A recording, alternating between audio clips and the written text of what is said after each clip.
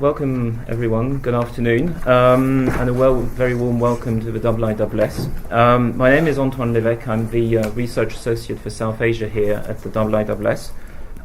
We meet today for our second event assessing the current situation, challenges and opportunities for Afghanistan in the near to medium term. The end of the long-drawn election process, the inauguration on the 29th of September of President Dr. Ashraf Ahmadzai Ghani and CEO Dr. Abdullah, followed by the signature of a bilateral security agreement and a status of forces agreement with NATO, have all created a sense of momentum as a new chapter opens for Afghanistan's history. We are keen here at the IISS to continue thinking about those issues in a forward-looking and objective manner in the weeks and months to come. Just last week, the South Asia programme was very fortunate to host Dawood Azami, a senior journalist and expert. Dawood spoke on the domestic challenges and opportunities of the different political, economic and security transitions in Afghanistan. Today we turn to the external context and look at Afghanistan's contiguous neighbours as well as near neighbours. The thrust of Plan A in Afghanistan for the last few years has been to support the transition from an inside-out perspective as the country progresses through the decade of transformation. The linchpin of this process has been the principle of non-interference. This was introduced back in 2002 in the Kabul Declaration on Good Neighbourly Relations between the then transitional government, China, Iran, Pakistan, Tajikistan, Uzbekistan and Turkmenistan. The January 2010 Heart of Asia statement and subsequent pronouncements of what became known as the Istanbul process also heavily relied on the principle and its application. Increasingly, change in Afghanistan was becoming Afghan-owned, Afghan-led and Afghan-driven. But non-interference is also hard to assess objectively, and non-state groups, armed or not, which in the past have been associated to state ambitions, often today still straddle Afghanistan's very long borders. What is more, Plan A for Afghanistan relies on building regional economic cooperation, which sometimes poses a chicken and egg problem with regards to security perceptions and expectations both within and outside of Afghanistan itself. Non-interference, in that narrow sense, is perhaps a solution but also somewhat of a challenge. The stakes of these situations are very high. Because of what some people call in the region the tyranny of geography, neighbours have no exit strategies. So Afghanistan's neighbours all have plans B to Z, which involve gradients of optimism, risk aversion, and second-guessing events and others' behaviours. So tensions and differences amongst Afghanistan's neighbours are perhaps more likely than not to preclude, for the time being, any real attempt at regional cooperation. That said, the ISAF combat mission ends on 21st of December. NATO switches to resolute support afterwards. The US has confirmed plans to maintain a significant non-combatant presence until the end of 2016. The plumbing for bilateral and regional diplomacy, meanwhile, is also adapting to this very important situation. Today we have two excellent speakers with an ideal combination of insight to take us through those questions. On my right, the Institute is delighted to welcome back Dr. Roger Kangas, Academic Dean for Washington-based Near East and South Asia, or NISA, Center for Strategic Studies. Roger, as some of you may recall, last visited us last year, nearly to the date, minus 1 week, and spoke on South Asia already to us then. To my left, my colleague Rahul Roy Chaudhry. Many of you know him, and he's also a fully recognized expert on those issues. The three of us have returned from Oman, where we held the 8th IISS and NISA South Asia Security Conference last weekend. NISA is the IISS's partner in this annual 1.5 track conference involving mostly, but not only, officials from Pakistan, Afghanistan, India, speaking in their private capacity and off the record. This weekend, as has been the case for many years now, Afghanistan and regional security were at the very heart of our conversation. Before I hand over to Roger and Rahul for initial remarks of 12 to 15 minutes each, I'd like to remind you that this event is on the record, and with that, over to you, Roger. Okay. Thank you. Well, thank you very much, Antoine. And I have my phone here just so I can keep to time, and so I'll make sure that I stay within the limit, because I do think with this group present, the conversation and discussion afterwards is going to be quite lively, quite interesting. First, I want to thank IISS for inviting me back here. It was a pleasure speaking for the first time last year, and I hope that this year's conversation will carry us even further down the track of some of these incredibly difficult and important issues. And secondly, I should say that the comments that I'll make and as part of the discussion are my own. They don't reflect necessarily the NISA organization, the National Defense University, U.S. Department of Defense, U.S. government, and all of those entities. And so these are my thoughts, if you will. And they're based in part on about, oh goodness, I'm trying to think. The first time traveling in the region was almost 30 years ago of Central Asia and Afghanistan. And have had the good fortune, I should say, of returning to a number of those states, and as well as the other bordering countries.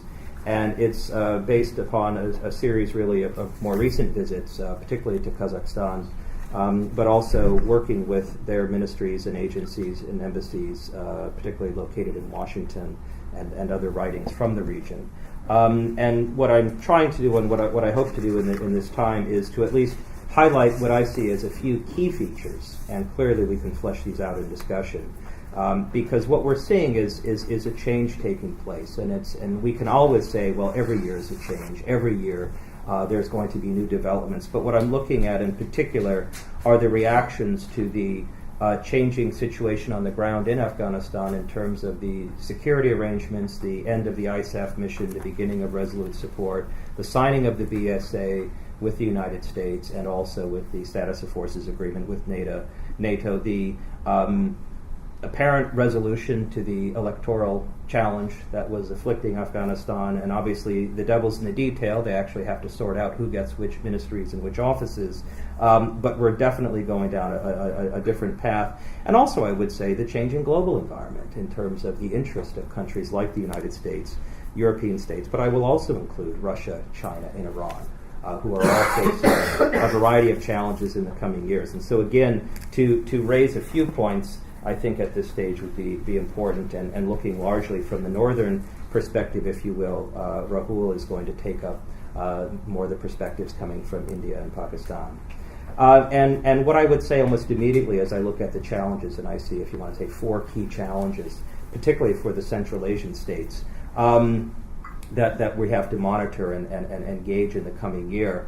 And as a quick caveat, I will often collectively refer to them as sort of 5 Central Asian states, but let's be honest, these are 5 specific entities that are in fact moving in different directions. And how we look at the dynamics to the south actually reflect this variation within Central Asia.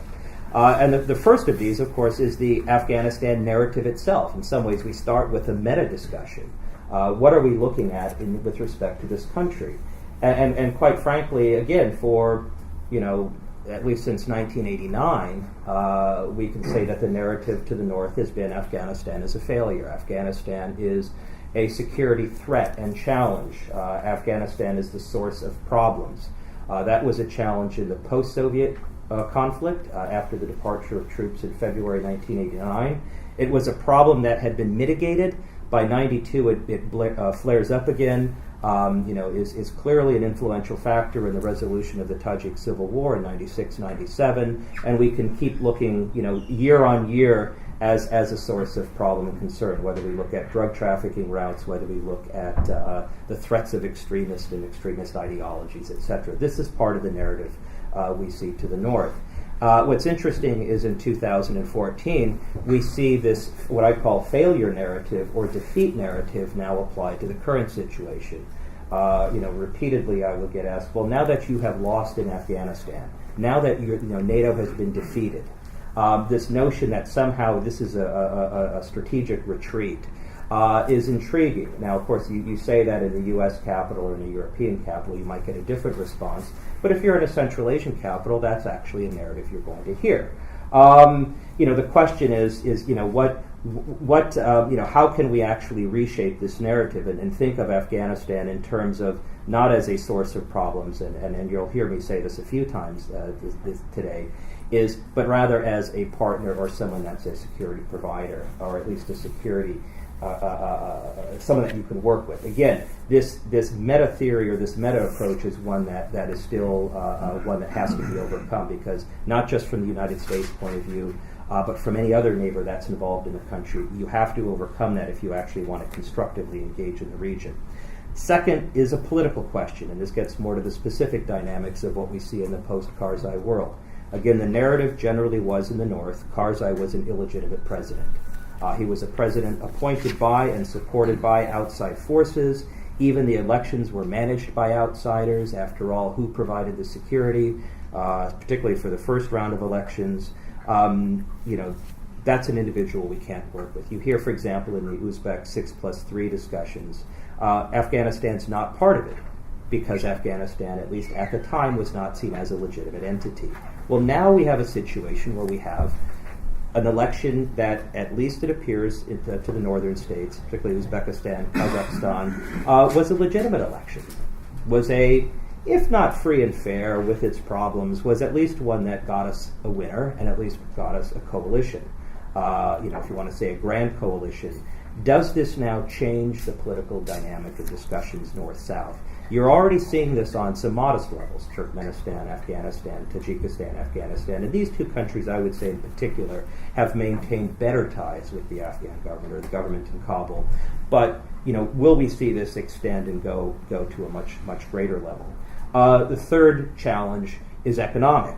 Again, each will sort of highlight particular successes they've had, a rail link from Uzbekistan into Afghanistan, or trade investment from Kazakhstan into Afghanistan, looking at increased sort of border agreements and trade agreements between Turkmenistan and Afghanistan, and of course development of bridges and therefore even just shuttle trade between Afghanistan and Tajikistan. These are, sort of one-off moments are highlighted, but can we take it to another level? And of course, this is where you fill in the blank. You sort of fill in the blanks with discussions of CASA 1000 and TAPI pipelines, and a lot has been written on those, and a lot has been said on those.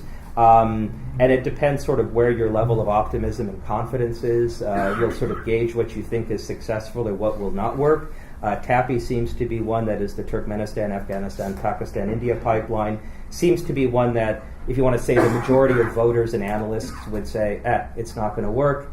CASA 1000, you see more optimism in that, although if you're, say, in Uzbekistan, you think not so fast.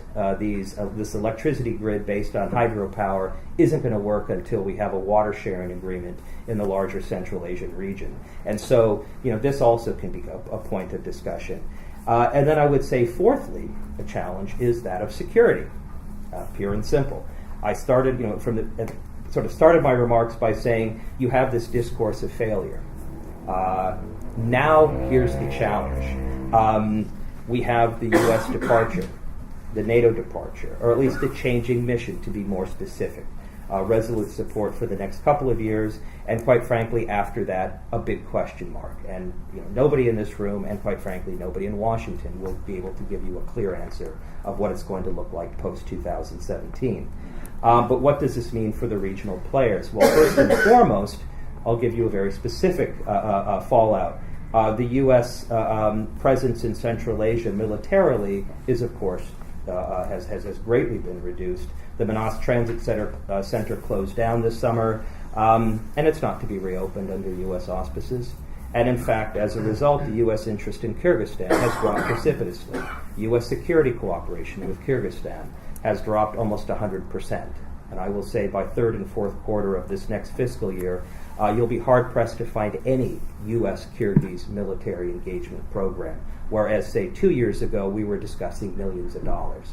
Why is this the case? Well, other problems have arisen. We're worrying about ISIS, we're worrying about other issues, but also the fact that Kyrgyzstan in and of itself isn't really that great of a strategic value to the United States. When Manas was there, it was.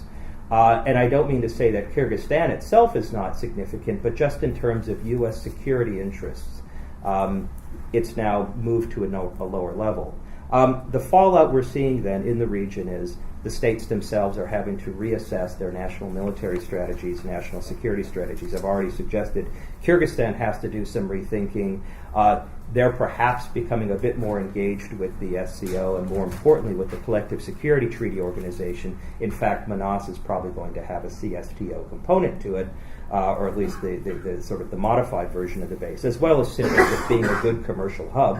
But we're now also seeing this with Kazakhstan and Uzbekistan, that are rewriting and redeveloping their national military strategies to reflect what they see as a changing security environment where a particular large outside power, not to be named, is no longer present in the region. Now, does this mean, and sort of the point I would raise on this is that they will re-examine how they look at Afghanistan? Very good question. Would they consider including Afghanistan into an organization like the SCO, not as an observer or a special guest, but as a full member? Right now, the Central Asian perspective is no. We don't want to include them because we still see them as a problem. But I would argue that for the states in the region, this is going to be a significant challenge. Now, just to finish up, couple of quick highlights because of things that I would say might be limits, and I'll keep these very brief and we can expand these in our discussion. And it really is then, so what do we mean about Russia, Iran, and China, the three outside players, as well as the potential for regional integration? As I would suggest, and as we sort of noted in the write-up for this session, that, and as Antoine noted at the beginning of his remarks, the notion of regional cooperation and of sort of true regional security cooperation is minimal at best. Bilateral ties within the region are problematic, and even after 20 years, effort after effort has failed. That is, an indigenously based effort at regional economic and security cooperation has failed.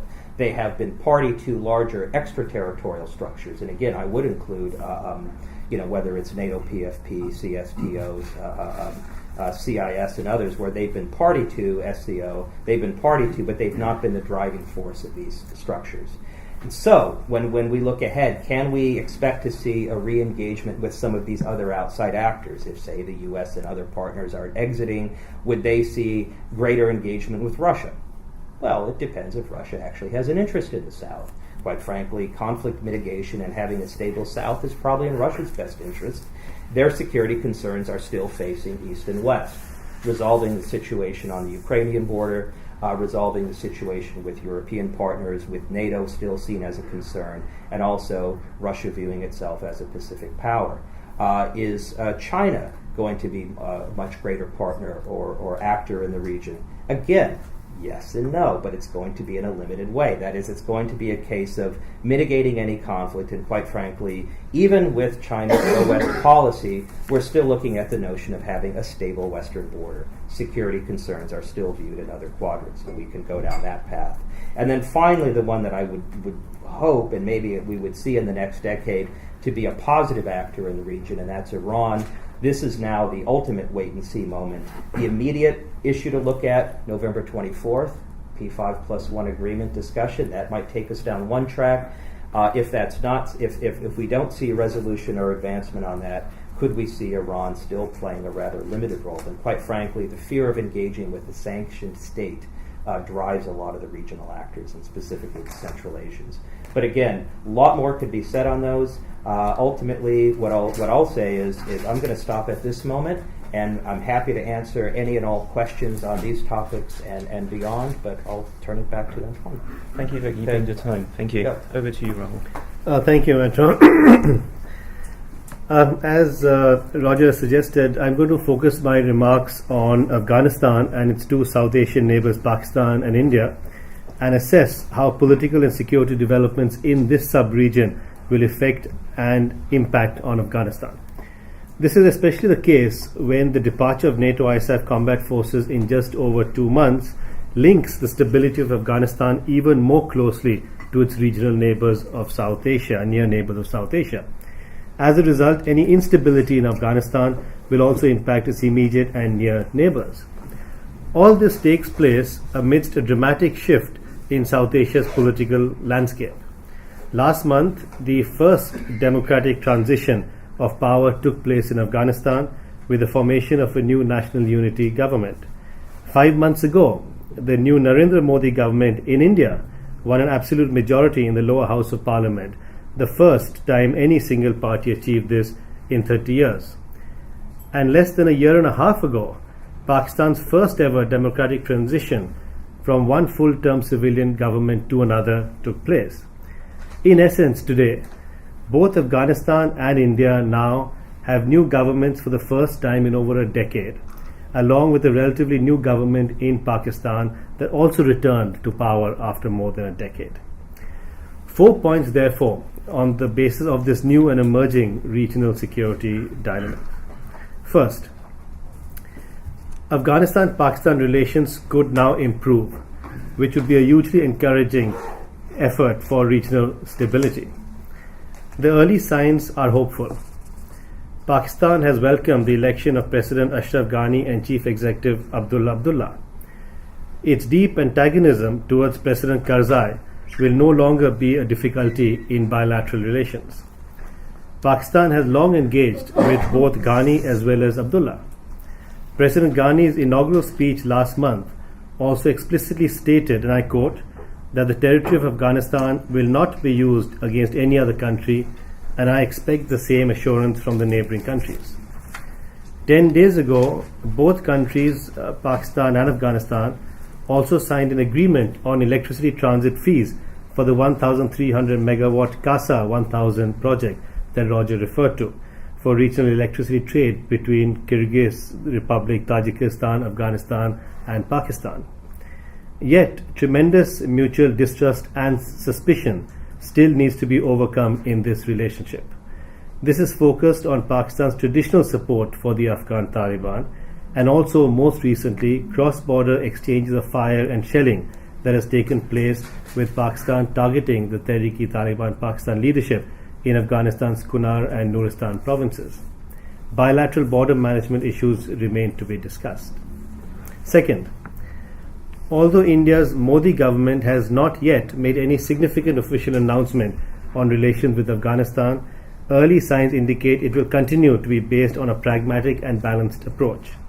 India's External Affairs Minister Sushma Swaraj, visiting Kabul prior to the presidential election results in Afghanistan, maintained that India would remain India's first strategic partner in reference to Afghanistan's first strategic partnership agreement signed with India in October 2011. India has invested $2 billion in aid and reconstruction in Afghanistan over the past decade, which is also its largest foreign aid program. It has also trained hundreds of Afghan armed forces officers and men in India, but has been wary of supplying arms and military hardware to Afghanistan in tandem with Pakistan's sensitivities. Third, despite an encouraging start by the new Indian and Pakistan governments, bilateral relations between the two remain tense. Modi's invitation to SAARC leaders for his swearing-in ceremony was primarily focused on an outreach to Pakistan's Premier Nawaz Sharif. While Sharif's visit was welcomed in India, including for not meeting the separatist Kashmiri Hurriyat group and not publicly raising the Kashmir dispute, these were the precise reasons it was criticized in Pakistan. 21 months ago, the previous Manmohan Singh government of India had also stalled the official bilateral dialogue due to a spurt in cross-border firing and violent incidents in the disputed Kashmir region. Subsequently, the new Modi government suddenly called off the Foreign Secretary level bilateral talks which were planned because of a meeting between the Pakistan High Commissioner and Hurriyat leaders in Delhi on the eve of these talks. The decade-long ceasefire between India and Pakistan also continues to be violated by both sides. The intensity of cross-border firing by both countries has raised tensions between them. Fourth, in terms of India's and Pakistan's relations with each other in Afghanistan, bilateral distrust and strategic rivalry continue. An unsuccessful terrorist attack on the Indian Consulate General in Herat 3 days before Modi's inauguration was testimony to this. If the terrorists had succeeded in taking Indian diplomatic staff as hostages, it would have been a blow for regional security and stability. Although President Karzai had then publicly stated that the Pakistan-based Lashkar-e-Taiba terror group was involved in the attack, the Indian government did not provide any official response to this. While India perceives Pakistan's actions as an attempt to oust it from Afghanistan, Pakistan perceives India's presence and considerable influence in Afghanistan as a deliberate attempt to encircle it. Accusations and counter-accusations and denials have often been exchanged. With Pakistan's denial of the land route for India's transit trade to Afghanistan, the Indian cabinet last week approved an $85 million plan to develop Chabahar port in southeast Iran and convert 2 berths into container and cargo terminals for 10 years in order to circumvent Pakistan in terms of its land-based trade with Afghanistan. Notwithstanding these differences, both India and Pakistan are keen to see a stable and secure Afghanistan, but perhaps on their own terms. Both are also concerned over the departure of NATO ISAF combat forces from Afghanistan for their own reasons. For India, this could lead to a resurgence of the Afghan Taliban, attacks on Indian projects in Afghanistan, the establishment of anti-India terror camps of the Lashkar-e-Taiba in Afghanistan, and in a worst-case scenario, being drawn into a civil war in Afghanistan. For Pakistan, this withdrawal could have consequences for the unity of the Afghan National Security Forces and lead to a backlash against Pakistan in the case of a civil war in Afghanistan. To assess the nature and extent of future regional stability, it is therefore important, I believe, to watch out for the following 6 developments. First, the successful working of the new Afghan National Unity Government, especially the relationship between the 2 powerful teams of former rivals President Ashraf Ghani and Chief Executive Abdullah Abdullah. This would require reform of the Electoral Commission before parliamentary elections in Afghanistan next year, as well as a constitutional mandate for the redesignation of the post of Chief Executive as the Prime Minister of Afghanistan by the Loya Jirga. Second, the nature and extent of Pakistan's support to Afghanistan's political reconciliation process on the basis of principles and conditions to be set by the new Kabul government. In the past, such cooperation was limited between Pakistan and Afghanistan and in stages, not continuous. President Ghani has formally invited the Afghan Taliban for political talks, but could well be tougher than Karzai on the issue of reconciliation.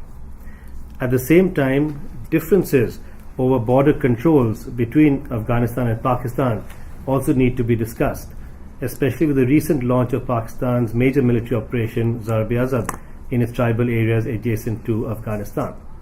An improved Afghan-Pakistan dialogue is required as well, possibly continuing in the form of a trilateral dialogue with the United Kingdom. Third, resumption of the bilateral dialogue between India and Pakistan. In the absence of any Pakistan-based terror attack on India, the absence of an India-Pakistan bilateral dialogue impacts negatively on their relations in Afghanistan. A dialogue process provides opportunities for cooperation between the two within Afghanistan. While India says it is ready for a dialogue with Pakistan on Afghanistan, Pakistan questions this at a time when there is no official bilateral dialogue between the two countries. Perhaps at some stage an official trilateral India-Pakistan-Afghanistan dialogue could also emerge. Fourth, the status of India's future projects in Afghanistan. While Pakistan has shifted its position by accepting the requirement for Indian aid and workers in most parts of Afghanistan, it is concerned over Indian military support to Afghanistan. Precisely for this reason, India has so far refrained from moving forward in this in any meaningful dimension, despite requests from the Afghan leadership. Although no Indian military boots on the ground are expected to take place, nor Indian military trainers to be sent to Afghanistan, the reported prospect of Indian funding for Russian defense supplies to Afghanistan remains unclear. Yet, Pakistan's efforts to influence Afghanistan to balance its defense ties with India by sending military officers to train in Pakistan remains unsuccessful. Some influential Indians also see the recent Modi-Obama joint statement as encouraging an unprecedented counter-terrorism role for India in Afghanistan, although the US has informally challenged this interpretation. Fifth, to unlock Afghanistan's potential to function as a regional hub for trade, transportation and minerals between landlocked Central Asia and littoral South and West Asia. The fate of the Tapi international gas pipeline that Roger referred to is key in this endeavor. Despite two top US energy companies, Chevron and ExxonMobil, opting out of the race to become a consortium leader in financing the project. Sixth, and perhaps the most important, to strive to ensure regional non-interference in Afghanistan, which we've heard also from both the other speakers. While it may not be essential for India and Pakistan to cooperate with each other in Afghanistan, it is essential that they remain neutral to each other in that country. Indian and Pakistani leaders have often talked of regional non-interference in Afghanistan. But perhaps President Ghani said it best in his inaugural address, and I quote, "For stability, security and economic development, we will try to reach a regional cooperation pact with all our neighbours. Accepting the legitimacy of each individual government shall constitute the basis of our regional cooperation pact. No country will have the right to interfere in the internal affairs of others. Any problems arising in the relations between the two countries would be resolved through political negotiations and joint cooperation." Both the governments of India and Pakistan should quickly and formally endorse this call. And finally, there is a clear need for the urgent discussion and implementation of all these options and proposals. Time is not on the side of Afghanistan's or the region's quest for stability and security. Thank you. Thank you, Rahul. Thank you, Roger. We just have under half an hour for questions and discussions and comment. Perhaps I'd like to start with my own. We've seen in the last fighting season, which still isn't over and may extend into this winter in Afghanistan, a patchwork of security gradually taking shape in Afghanistan, certainly in the east and the south, if we look at reports which have come out in the public domain. One implication of this is an assessment about security. My question to both of you is whether you think that, considering this situation, security can still be a precondition for regional cooperation from the standpoint of the countries you both spoke about. Well, I mean, as I said, I think it is critical that there is a dialogue and there is a sort of relationship of engagement between India and Pakistan in Afghanistan. In the absence of this, it's difficult to see how any sort of consensus is able to emerge on this. So my own sense is that it is important to push forward on this issue rather than focus per se on other developments, because unless this actually does take place, and there's a certain level of understanding between the two countries which may well be difficult to reach on Afghanistan, we're not going to get anywhere really in terms of the India-Pakistan dimension on Afghanistan. Thank you. And I would reiterate that, as well as saying that the security risk still ends up being an inhibitor for external investment, if you want to say, from the north, and also in a broader context. Again, we take the Taffy pipeline. Its earlier incarnation, the Ascent Gas project of the 1990s, was deemed viable in spite of the fact that a civil war was going on, but they felt that they could negotiate with opposing sides. And so you had the government, the remnants of the government, we should say, the Northern, what we would later call Northern Alliance, as well as Taliban forces, agreeing to this project actually working. The assumption being, we're going to win, we'll take it over. You fast forward to 2014, you don't get that same sense of certainty, or even oddly, same comfort level, where opposing sides are specifically looking at targeting transnational projects to purposely discredit the government and outside forces at play. And so when you look at it, whether it's a 15-20% security tax, so to speak, put on a project, that's fiscally too high, and the security challenge of actually having it take place is also seen as high. And so you're looking at alternative routes, which is why you see Turkmen pipelines going to China more readily, and I would argue in perhaps a reduced sanctioned Iran world, which again, who knows what that may look like or when that could happen, you see a greater interest on the part of say, the Central Asian states circumventing Afghanistan and looking to Iranian routes in terms of trade, commerce, and even pipelines. And so, the security dimension does come into play, there's no question. Thank you. The floor is now open. The first person to catch my eye was Desmond Bowen, IISS member. Okay. Desmond Bowen, IISS member. I'd just like to ask a question about the UN. Didn't get much of a mention from our speakers.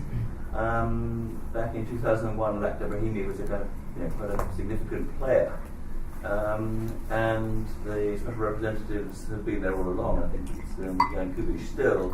But is there a role for the UN in trying to mediate and modulate the various interactions that you've heard those speakers talk about?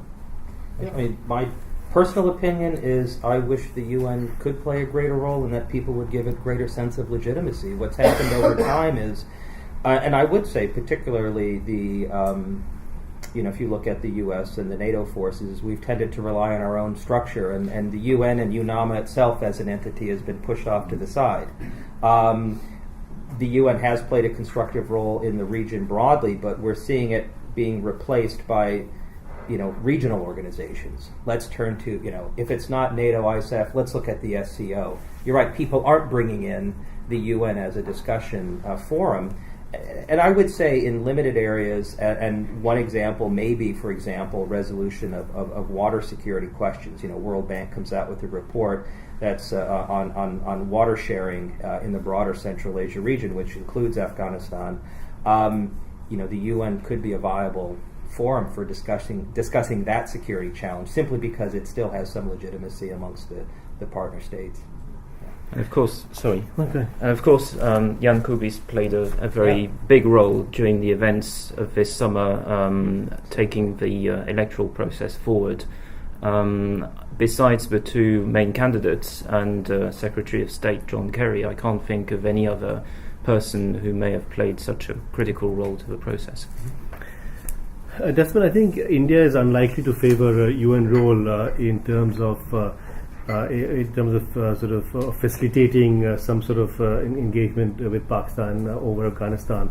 I think this will stem from India's reluctance to see any facilitation by the UN or intervention by the UN on the India-Pakistan dispute, which India sees as bilateral. So my sense is that what we've seen in the last few weeks actually is the UN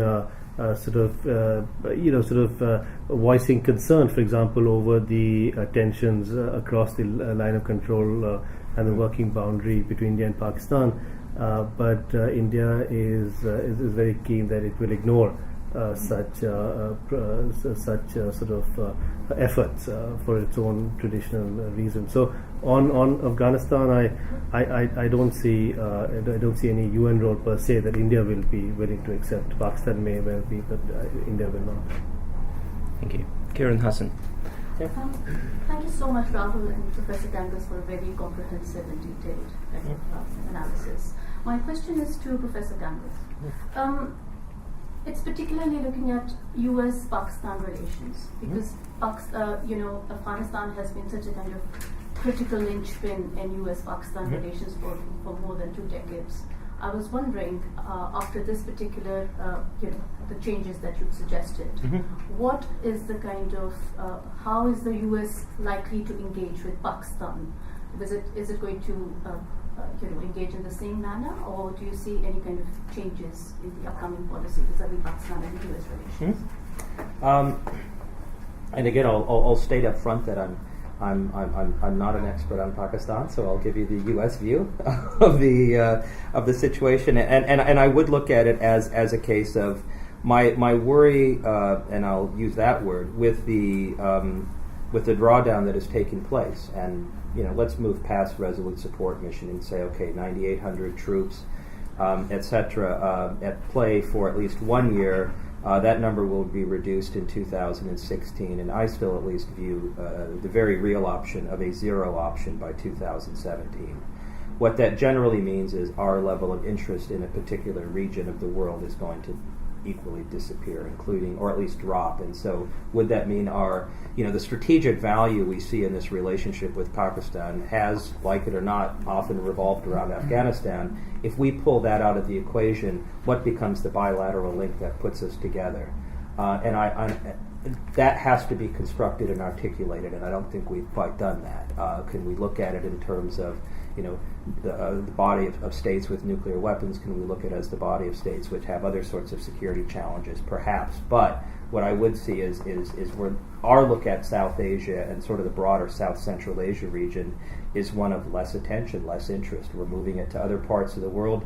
Whether you actually adhere to the notion of a rebalance to Asia or not, that's one school of thought. Another school tells you, well, we have issues in the Middle East that constantly flare up, and whether we want to leave that region, we tend to get dragged back in. We're seeing another phase of that. I unfortunately see us moving in these other directions. I would like us to articulate a clearer policy, but I can't give you with any confidence an answer on that one at present. And for a good pointer on that question, the Dan Feldman, the recently new U.S. Special Representative for Afghanistan-Pakistan, gave quite a lengthy speech last week at the Atlantic Council, the text of which is available on the State Department's website, and provides quite a lot of good indications of what that relationship may have in store for the next months and years. I think I saw a hand at the end. Yes, please. Yeah. Margot Malson from General Lord Richard's office. I was wondering, there are some who would suggest that a premature drawdown in Iraq carried with it risk of broader strategic failure. Mm-hmm. I wonder what regional players are thinking in terms of possible parallels to the withdrawal from Afghanistan.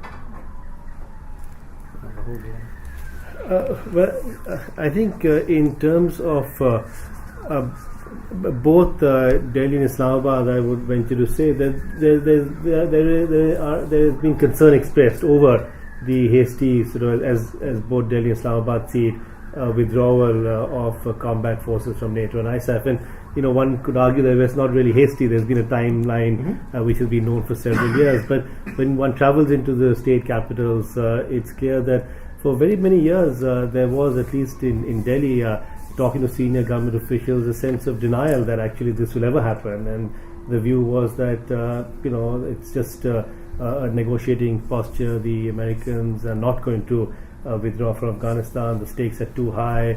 There are commitments, etc. Even when I went to Afghanistan once several years ago and met various people on the ground, there was a similar perception that this was not likely to happen. Of course, it is happening, and I think in the last year particularly, there has been a sort of a recalibration from both Delhi and I suspect Islamabad on some of these issues. But I think the sense really is that this provides, I would argue, and I think is becoming more apparent, I would argue that this provides urgency for the regional players to play to step up and play a more responsible role in the future of Afghanistan stability and security. We haven't seen that as yet in terms of the problems that both Roger and I have been talking about in the last few minutes. But I think it is now necessary for some shape and form of this to take place in the region, whether it is South Asia or it is Central Asia and beyond. And perhaps the withdrawal of combat forces in the next 2.5 months from Afghanistan, notwithstanding the residual force that will be there for the next 2 years, will provide, I hope and expect, some focus and some practical opportunities in the region on this basis. Okay, and I'll just add very quickly, the question is well taken, but one of the things you're seeing is in Afghanistan, because there is now a bilateral security agreement and because you have a status of forces agreement, the conditions on the ground for the outside forces are different. The conditions in many ways for the introduction of outside forces were different. One was an invasion. The other one was actually part of a broader international coalition, which actually had a UN mandate. So, you're looking at, in fact, even a legitimacy question that I think the Iraq conflict was always saddled with, that the Afghan one at least has had a different frame of reference. But to your point about the neighboring states, a couple of key indicators is you are seeing, for example, China reevaluating and I would say seriously exploring the security situation in Afghanistan, understanding that they need to learn quickly about how to manage this part of their neighborhood. I treat that as a very positive sign, and in fact discussions with the U.S. and with American experts have taken place, that they are looking at how can they perhaps be a security provider in the region, a role that they've traditionally not played. The states to the north, I think, are still sort of saddled with this perception of trying to limit conflict from below. But again, I would argue, and part of my points were that they need to reimagine and rethink this relationship for exactly the reason you raised. That is, the regional actors have to play a much more active role because they can't rely long-term for the U.S. and sort of some of the longer or farther outside powers. Let's group it next to the gentleman here and my colleague Nigel. John Schwitz-Safarov, Embassy of Uzbekistan. Nice to see you again. Thank you. Thank you very much for the presentation. I have two short questions. First, Dr. Kangas, is what about the factor of continuing presence of the other outside forces, international terrorist organizations, Al-Qaeda, IMU, Islamic Movement of Turkestan? Will they increase their presence in Afghanistan and border regions with Pakistan, re-establishing the safe haven bases, or there is a tendency of them to moving to Syria and Iraq conflict zone, and how the regional actors will react to these tendencies. The second question about the stepping up the responsibility of regional neighbors of Afghanistan. What mechanisms do you foresee for this? Is it the existing wider mechanism of the Heart of Asia, Istanbul process, or there is a sense to return to the more narrow, concrete-based mechanisms like the 6+3 or another similar mechanism, which are based not on cooperation but rather negotiating the terms of coexistence? Thank you. Okay. Well, thank you, Nigel Inkster from IISS staff. In fact, the gentleman just in some ways raised one of the questions that I was going to ask, but I'll elaborate slightly because mine also was about the risk of a resurgence of terrorism in Afghanistan post ISAF withdrawal. And of course, the fact remains that what is left of Al-Qaeda leadership is based somewhere in Afghanistan, Pakistan area. We don't really know. We have seen a trend for Afghan-based and Pakistan-based jihadists to migrate to Syria, the phenomenon of the so-called Khorasan group. Whereas Islamic State is an entity primarily focused on the near enemy, Al-Qaeda has always been an entity whose primary focus was the far enemy, to wit the United States of America. So my question is not will this resurgence happen, because we can't really know, but to what extent has the United States security establishment factored into this planning and got any kind of plan B in place in the event that such a resurgence does occur? Okay. I don't think there's a plan B.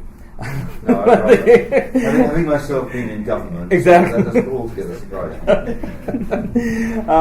But what you, again, my opinion on this is I actually would see you have, if you want to call it, the range of foreign fighters are going to migrate to the new conflict zone, the new place, to earn their spurs, so to speak.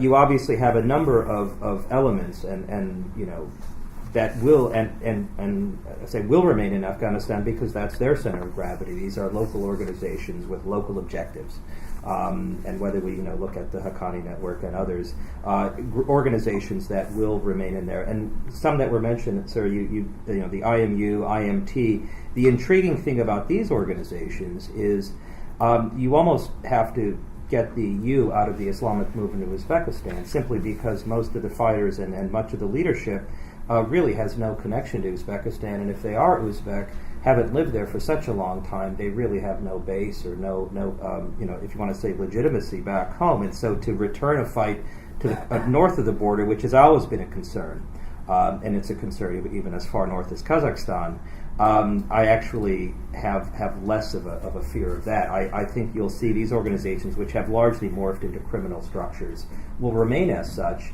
and will remain active in these ungoverned areas. And even as a pure optimist, which I do on occasion try to be, I think that Afghanistan is going to find itself with a number of provinces it may never really be able to fully manage for years to come, in the east and in the south. Even if the government is legitimate and duly elected and we see an economy growing, there's still going to be parts of the country where such groups are going to remain active. My hope is that this activity is limited. And so I actually see, again, some of them remaining, probably not growing that much, and many of them now just heading off into the new fighting field, although as noted, it's hard to really gauge that. And if they were to return, and again, this is the final point, that would they return and sort of take these new skill sets back home, that concern should always be watched, analyzed, and understood, but I see, at least at present, minimal possibility for that. And then the specific question on the regional actors and what mechanism is in place, I actually, every time you see a new structure set up, and a new set of alphabets put into play, it's always, well, isn't there an existing organization that can actually manage and work this? And I would like to think there is. Could we see SARC play a greater role in the north? Could we see the SCO that deals with transnational threats, not as a security, if you want to say a collective defense organization, play a greater role in the region? I actually do see this overlapping security architecture solution being a possibility that would start tying in a number of these actors to each other. Mechanisms are in place, they do exist, they simply need to actually be implemented and utilized. And so I would actually go with vehicles already in play. Let me just add to that. I mean, I think in terms of SARC, I don't see SARC playing such a role at all. I mean, partly because its mandate is limited to really sort of non-political, non-security issues. There is a sort of revamping of SARC as we speak, but my sense is that it's going to be very difficult for it to be active in such a sort of broad strategic framework. I think SARC does play and does have the potential to play an important role. If and when, for example, India and Pakistan could begin working on construction projects or development aid projects in Afghanistan, where you could have a sort of meeting of both Indian and Pakistani assets and resources under the aegis of SARC. So I think that could well be a possibility. It hasn't yet been tested or tried, but on the broader aspect, I don't think SARC will work. But I think, you mentioned the Heart of Asia thing, and there are, as Roger was saying, there are overlapping mechanisms.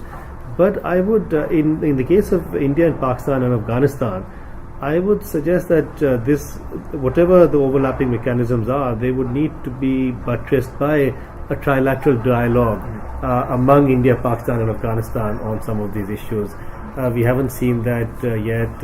We haven't seen a bilateral dialogue between India and Pakistan on Afghanistan either. I mean, when the bilateral dialogue was on between the two countries about 2 years ago, Afghanistan was not a component of that dialogue. So in some shape or form, I think that one would still have to have a very narrow perspective on this sub-region if we are to effectively move ahead on this. And as you said correctly, I think for the regional parties to step up to the game of Afghanistan in the next year or two. Thank you. We have time for maybe one question. Gentleman at the end. Charles William from IWS. Could I ask whether the Shanghai Cooperation Organization could have any part to play in the development not only of trade but also the defense cooperation? The last part SCO, Shanghai Trade and Security Cooperation, Shanghai Cooperation Organization. That is, could it play more of a role in trade and economics? No, and in defense. And in defense. Which presumably Afghanistan will become a member Yeah. or certainly. Well, let's say first, if it does, and I think that right now is one of the questions at play is, the accession process is still a political process, one that it's by those who are in the club, so to speak, and there's a healthy debate about whether Afghanistan is a subject or a country of interest, an observer, or could it be a full member? And I still think to get to that last stage, it's going to take some time. I actually see benefit in bringing it in. Of course, I also think it wouldn't be bad if the U.S. were an observer, but that's another story.